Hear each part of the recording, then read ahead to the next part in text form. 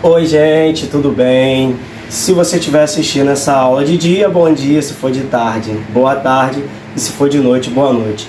Meu nome é Elison Batista, eu sou professor da disciplina de História, como eu já havia me apresentado, num vídeo, para esse curso magnífico, para essa obra grandiosa, que o pastor Léo, juntamente com toda a sua igreja, está elaborando, que é o Excelência, o nome do curso é Excelência. Significa que você vai fazer um trabalho de excelência e todos nós, professores, estaremos fazendo um trabalho de excelência junto com você.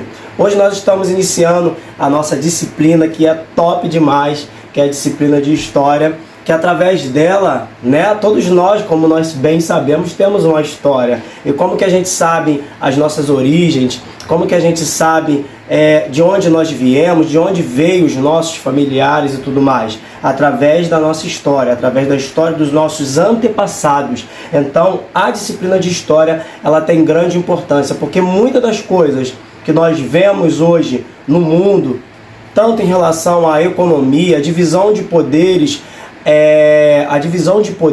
ali a gente tem hoje no nosso país o presidente, nós temos o Senado, nós temos os deputados, tudo isso advém de uma cultura, advém de algo que foi criado lá atrás, tá bom, gente? Nós vamos ver tudo isso estudando um pouco da história antiga, da antiguidade, que nós chamamos de antiguidade. A história ela é dividida em antiguidade, idade média, idade moderna e idade contemporânea, que é a idade que nós nos encontramos nesse momento, tá? Nós vamos falar da antiguidade, que vai do descobrimento da escrita, que foi descoberta pelos sumérios, começou a ser desenvolvida pelos sumérios, que eram povos que habitavam na Mesopotâmia, ok, gente? Então nós vamos falar da história antiga, que começa nos sumérios, em torno de 5.000 anos antes de Cristo, até a queda do Império Romano do Ocidente, que ali finaliza, através da história, através de historiadores e de grandes estudiosos dessa matéria, quando o Império Romano do Ocidente cai, que tinha capital em Roma, na Itália, quando cai em 476 depois de Cristo, se finaliza o período de antiguidade. Aí você me pergunta, mas professor, e Jesus Cristo? Porque no calendário, no nosso calendário, a gente tem antes e depois de Cristo. O que vem antes, seria óbvio, a gente pensar assim, o que vem antes é a antiguidade, o que vem depois de Cristo já deixa de ser a antiguidade. Não, gente, tá? Não, presta atenção no que eu vou falar com vocês agora. O que vem depois de Cristo não é Idade Moderna nem Idade Média, continua sendo Antiguidade, tá? Só vai deixar de ser Antiguidade, isso eu estou falando à luz da história, só vai deixar de ser Antiguidade a partir do ano 476 depois de Cristo, que é quando cai o Império Romano do Ocidente, nós vamos falar disso, e aí se inicia a Idade Média. Tá? Então a antiguidade, nós vamos trabalhar muito a antiguidade, ela vai de 5.000 anos antes de Cristo, através do desenvolvimento da escrita, e esse feito pelos sumérios e por alguns outros povos, acadianos, os próprios babilônicos, a gente vai falar disso, tá? Então, a antiguidade vai daí até o ano 476 depois de Cristo. Mas e o período de que Cristo nasceu em diante?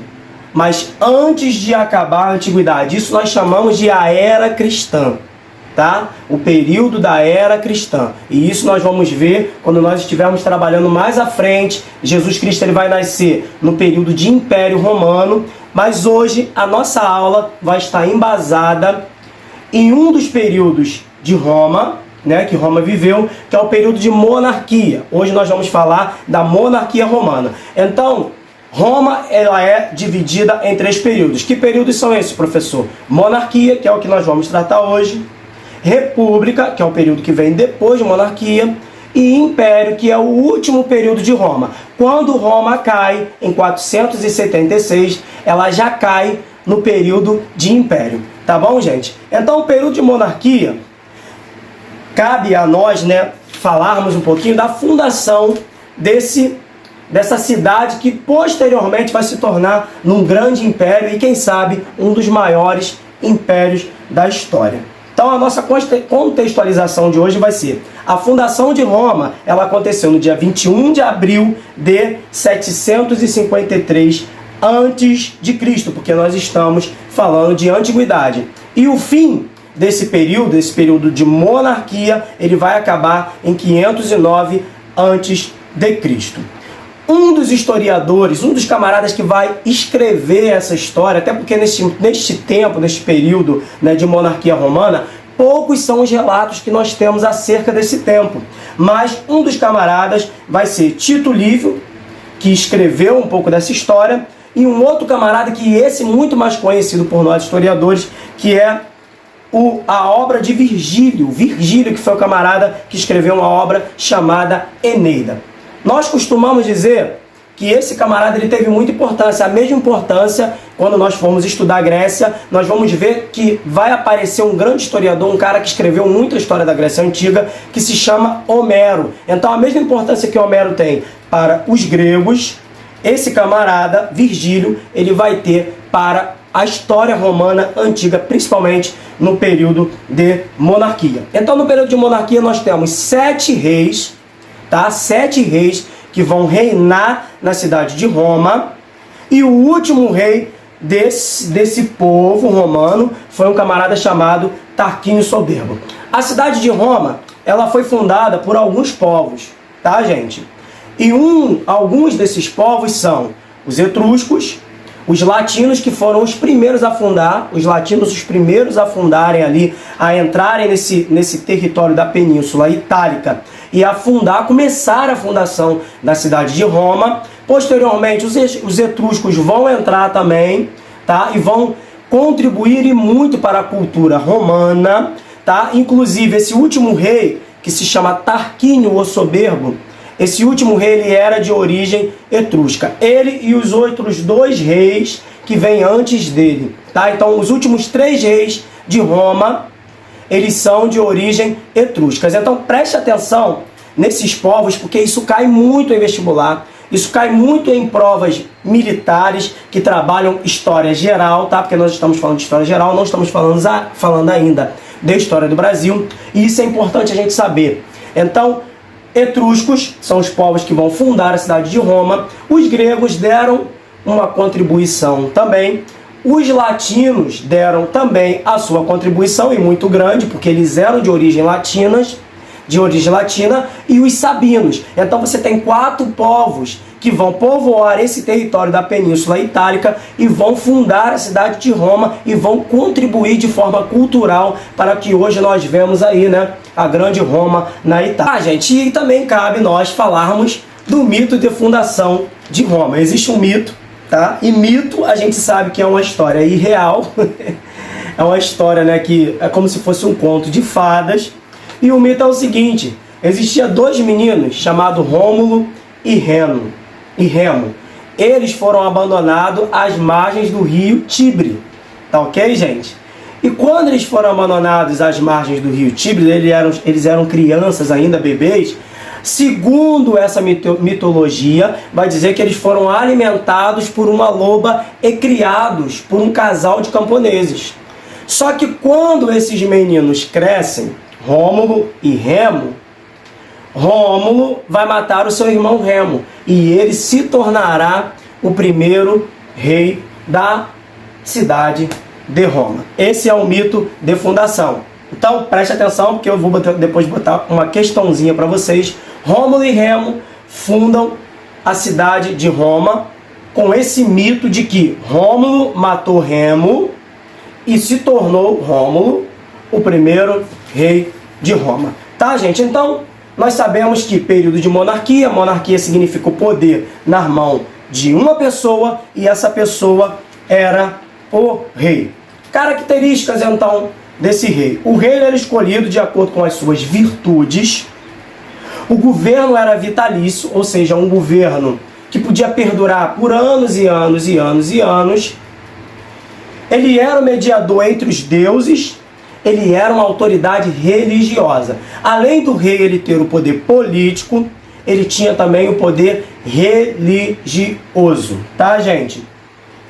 Os primeiros reis, eles foram latinos, como eu já falei anteriormente na nossa aula, e os 3 últimos reis são etruscos, sendo ele, o último, já falei também, Tarquínio o Soberbo. Os reis possuíam poderes militares, administrativos, judiciários, além de escolher os cargos públicos. Mas esse rei, ele não tinha a totalidade de poder. Por quê? Além de existir o rei, existia o Senado. O Senado, na ordem estamental ali, né? Na ordem estamental, na ordem hierárquica, né? Nessa hierarquia romana, o Senado ele estava abaixo do rei. Só que o rei não podia aprovar nenhuma lei sem a autorização do Senado. O Senado precisava assinar embaixo. E aí nós podemos também ver que isso influenciou tanto na cultura atual dos nossos tempos, que nós podemos perceber que na nossa nação Brasil, e aqui eu estou fazendo um link aí entre a antiguidade e a idade contemporânea, no momento que nós vivemos agora, um presidente da república, ele não pode aprovar nenhuma lei. Nós vimos isso acontecer agora no mandato do último presidente, vamos ver também no presidente que está atuando, né, que está atualmente, né, no comando da nossa nação, que é o nosso presidente Luiz Inácio Lula da Silva. Ele não pode aprovar nenhuma lei sem a autorização do Senado, sem a autorização de quem está abaixo dele. Então, aqui não é muito diferente. Apesar de ser um governo de monarquia, que o rei tinha total poder em suas mãos, ele precisava da aprovação do Senado para que alguma lei pudesse passar. Outra questão que nós devemos também enfatizar muito na nossa aula é a divisão da sociedade no período monárquico de Roma. Então você tem o rei, que é a autoridade maior. Abaixo do rei você tem o Senado, que era composto na maior parte dele pelos patrícios. Ah, e quem são os patrícios, professor? Uma pergunta muito inteligente que você me faz neste dia. Os patrícios, eles eram homens muito ricos, eles eram homens de origem romanas, ou seja, os seus pais eles eram romanos, os seus pais nasceram naquele território, os seus pais faziam parte da fundação dessa cidade. Estes eram os patrícios. Os patrícios, então, eram homens muito bem requisitados, homens muito ricos, homens que tinham muito poder e influência dentro do território romano, dentro da cidade romana. Então você tem rei, que era o monarca, os patrícios, que eram o Senado, ou seja, o Senado que eu falei que sem a autorização deles, ou seja, sem a autorização dos patrícios, não podia o rei aprovar nenhuma lei se os patrícios não assinassem embaixo. Então você já pode perceber que a influência dos patrícios no Senado era muito grande no território romano. Abaixo dos patrícios, que era o Senado, nós tínhamos os plebeus. Quem eram os plebeus? Pequenos proprietários rurais e comerciantes, como se fossem os empresários da cidade de Roma, como se fossem os empresários daquele território. Porém, os plebeus, eles não podiam aprovar nenhuma lei, eles não tinham muitos poderes, eles não tinham os poderes que os patrícios tinham e nem tampouco que o rei tinha. Existia também, abaixo dos plebeus, uns outros camaradas que eram chamados de clientes. Os clientes, eles eram homens livres, ou seja, eles não eram escravos, porém eles trabalhavam para os patrícios. Era como se fossem os empregados dos patrícios. Homens livres, não eram escravos, mas trabalhavam para os patrícios. Esses eram os clientes. E por último, que era a base de toda e qualquer sociedade na antiguidade, os escravos. Os escravos, eles eram escravos por duas condições. A primeira condição era escravos de guerra. O que era um escravo de guerra? Por exemplo, o rei romano invadiu algum território, ganhou essa guerra contra aquele país, aquela nação. Quando ele ganhava, além dele trazer os despojos de guerra, que era ouro, né? Ouro, prata, metais preciosos, o rei, geralmente, eles traziam também e botavam o rei para passear ali no meio da cidade para poder dizer que eles venceram aquela guerra. Além disso, eles traziam pessoas que habitavam naquele território e escravizavam essas pessoas. Então esse era o escravo de guerra. E também existia uma outra condição para a qual alguém poderia ser escravizado, que era a dívida. E na maioria das vezes, quem era escravizado por dívida era algum plebeu. Por quê? O plebeu tinha uma dívida com algum patrício, ele não podia pagar, aí o que ele fazia? Ele pegava a terra que ele tinha, dava para esse patrício como forma de pagamento, e além disso ele oferecia a sua mão de obra para trabalhar para esse patrício, e aí ele se tornava escravo. É interessante também, gente, e eu acho que aqui a gente pode entrar um pouquinho com o nosso senso crítico, entender que o escravo, ele dificilmente poderia ser um cliente. O cliente, ele dificilmente poderia se ascender à condição de plebeu. E o plebeu, dificilmente ou quase que impossível, poderia chegar à condição de patrício. Ou seja, se você nasce escravo, na sociedade romana, no período de monarquia, você vai morrer escravo. Se você nasce cliente, se você faz parte desse grupo, você vai morrer cliente. Se você nasce plebeu, você vai morrer plebeu. Porque não tinha como você ascender, você subir de cargo dentro dessa sociedade. Isso aqui nos faz pensar e refletir também nas condições que nós vivemos nos dias atuais. Por exemplo, o filho de uma mulher pobre, dificilmente ele vai se tornar alguém rico. Ele não vai ter a facilidade que o rico já tem de dar seguimento, né, nesse poder aquisitivo que a sua família já tem. Quem é rico, existe até uma musiquinha que diz que o rico cada vez fica mais rico e o pobre cada vez fica mais pobre. Isso é uma realidade na nossa sociedade. Agora, pensando, né, com o nosso pensamento crítico, porque a gente tem que ser crítico, não é ser chato, ser cri-cri, é a gente analisar as situações. E isso é uma situação que nós vemos até os dias de hoje.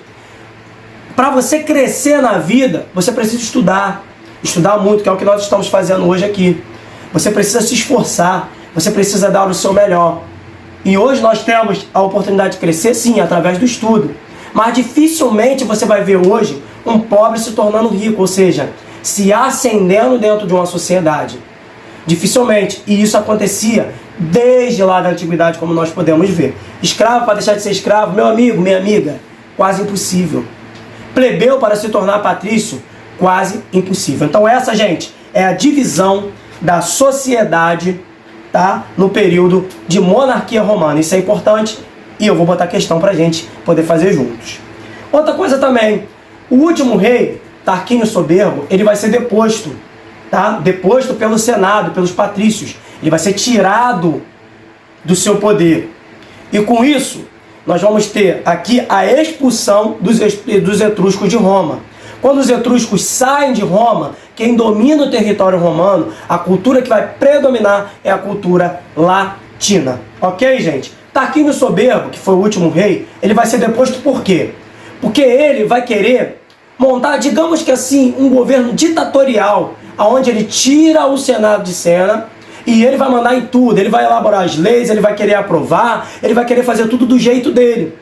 Como Roma não era regida desta maneira, toda lei que era elaborada deveria passar pela mão do Senado e o Senado deveria aprovar. O que vai acontecer? Os patrícios, o Senado vai se levantar contra ele e vai derrubar ele, vai tomar o governo de Roma para eles. Os patrícios vão tomar o governo de Roma e vão expulsar os etruscos de dentro da cidade de Roma. Lembrando que Tarquínio Soberbo ele é de origem etrusca, ele não é de origem latina. E com isso vai se iniciar, no ano 509 a.C., um outro período, tá, de Roma. Um outro período de Roma, que vai ser o período republicano. Mas esse período nós vamos falar na nossa próxima aula. Então, gente, relembrando, contextualizando o que nós estudamos, nós falamos do mito de formação, Rômulo e Remo. Nós falamos da fundação em 21 de abril de 753 a.C. Nós falamos da característica. Nós falamos da divisão da sociedade romana, que você tem o monarca, o rei, o senado, que eram os patrícios, os plebeus, pequenos proprietários rurais, comerciantes, clientes, homens livres, mas trabalhavam para os patrícios, eram empregados dos patrícios, e nós temos os escravos, e estes que eram por guerra ou por dívida, o último rei, Tarquínio Soberbo, que foi deposto por causa da sua soberba, né? Da sua soberba e de querer ser um grande ditador, digamos assim. Mas aí os patrícios tiraram ele de cena, expulsaram os etruscos de Roma e assim nós finalizamos nossa aula. Gente, tem questão para a gente fazer. É claro que eu não posso deixar de colocar questão. E aí, a primeira questão, vamos lá, vou botar na telinha aí para vocês acompanharem. Foi durante o período da monarquia que a cidade de Roma foi constituída, dando origem posteriormente ao maior império da antiguidade. Sobre o mito de origem da cidade de Roma, é correto afirmar que, vamos lá, nós estudamos isso agora, foi fundado por Cícero e Tito Flávio, órfãos amamentados por uma cabra. Nem tocamos nesse nome, Cícero e Tito Flávio. Então já tira de cena esse nome. Foi fundada pelos irmãos Tibério e Caio Graco, criados por uma loba. Também não tocamos nesse nome.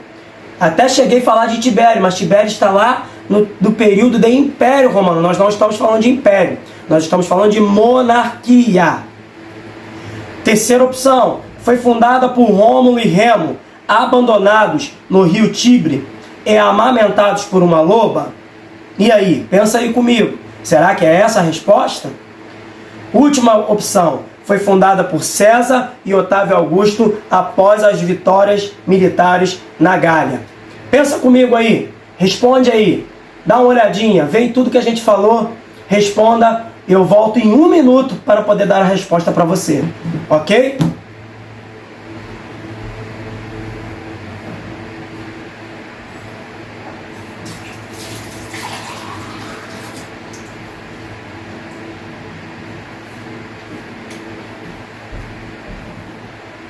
Vamos lá, gente, voltei.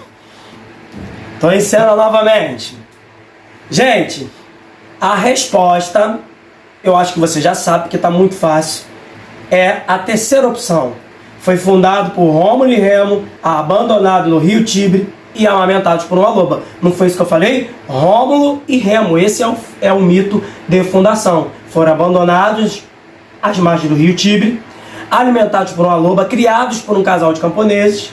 Ok, gente? E quando cresceram, Rômulo matou o Remo e se tornou o primeiro rei de Roma. Então, Rômulo, o primeiro rei de Roma. Beleza? Questão 2, gente. Durante o período da monarquia, o primeiro da história de Roma, a divisão social se dava entre 3 camadas da população. Falei disso também, a divisão social, né? A divisão daquele povo. Sobre este período, responda. Quais eram as 3 camadas sociais, as 3 principais? Tá, gente? As 3 principais. Então, vou deixar vocês responderem também. Pensem aí um pouquinho, respondam as 3 camadas sociais e quem eram os clientes? A segunda pergunta que está aqui. Quem eram os clientes? Pensem aí.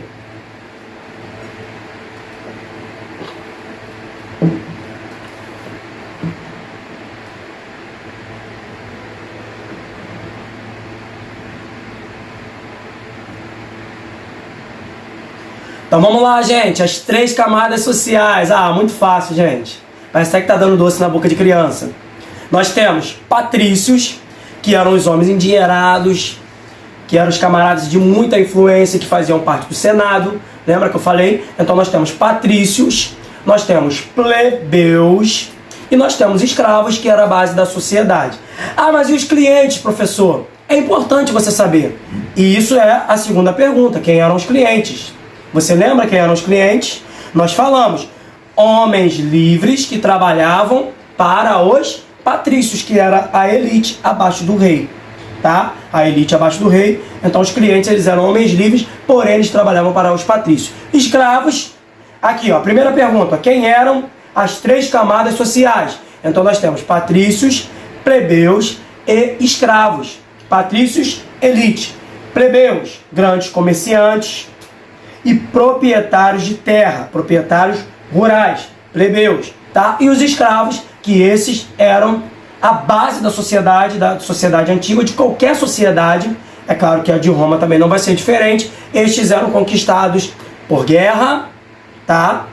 Prisioneiros de guerra ou por dívidas. Tá bom, gente? Questão 3, para a gente fechar com chave de ouro e encerrar nossa aula. Roma foi influenciada em sua formação por uma variedade de povos que habitavam a Península Itálica. Dentre as alternativas que seguem, quais dos povos listados abaixo não influenciaram a formação de Roma? Gente, então, quais dos povos que não fizeram parte da formação de Roma? Da formação cultural? Gente, está muito fácil. Etruscos, gregos, sabinos, persas e latinos. Quais desses povos aqui, qual povo desse daqui, não faz parte da formação de Roma? Eu falei quem eram os povos. E citei 4 povos. Tá? Então, de 4, aqui tem 5. Um desses aqui não faz parte da formação de Roma. Pensem aí um pouquinho e eu já estou voltando para dar a resposta para vocês.